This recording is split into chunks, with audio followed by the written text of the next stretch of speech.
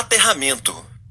Um dos objetivos do aterramento de uma instalação pode ser direcionar possíveis correntes de fuga para a terra, protegendo as pessoas e preservando os equipamentos. O aterramento fornece um caminho em paralelo para a terra, de menor resistência. Sabemos que a terra tem menor potencial. Logo, a corrente tende a ir para a terra e passará pelo caminho que oferecer menor resistência, que é pelo ramo do aterramento. Podemos afirmar, então, que quanto menor for o valor da resistência de aterramento, melhor ele será.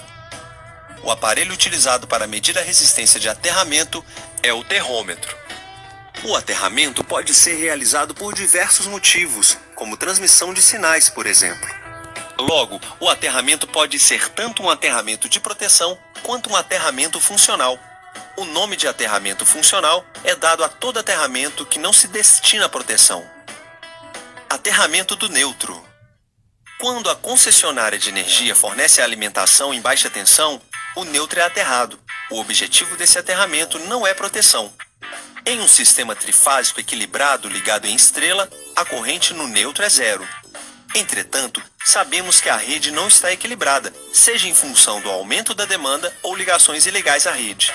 Logo, existe uma corrente circulando pelo neutro, e a ligação à terra é feita para que tal corrente tenha um caminho de retorno.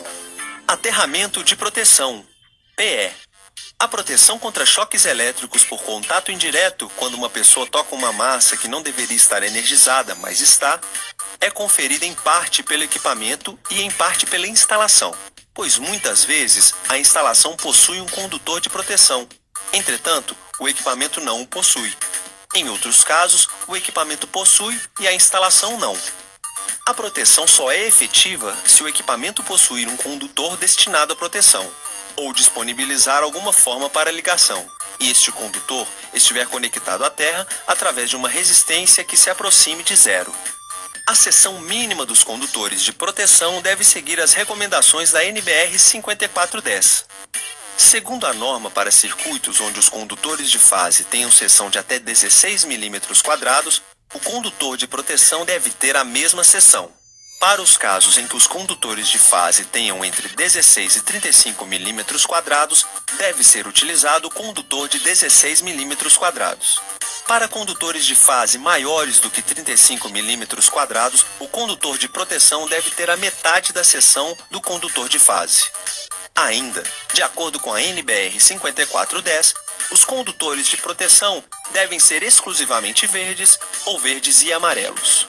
Em um circuito funcionando em perfeitas condições, sem corrente de fuga, não existirá corrente elétrica no condutor de proteção. Entretanto, deve-se ter cuidado com essa afirmação, pois caso haja corrente de fuga, ela passará pelo condutor de proteção. Aterramento por razões combinadas de proteção e funcionais.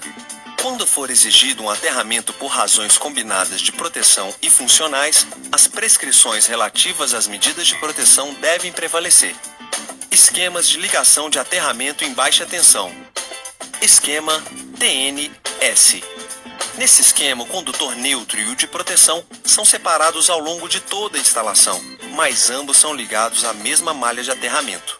Esquema TNCS. Nesse esquema, as funções neutro e proteção são combinadas em um único condutor em uma parte do circuito. Esquema TNC. Nesse esquema, as funções neutro e proteção são combinadas em um único condutor ao longo de toda a instalação. Esquema TT. O aterramento do neutro é diferente do aterramento de proteção. Esquema IT.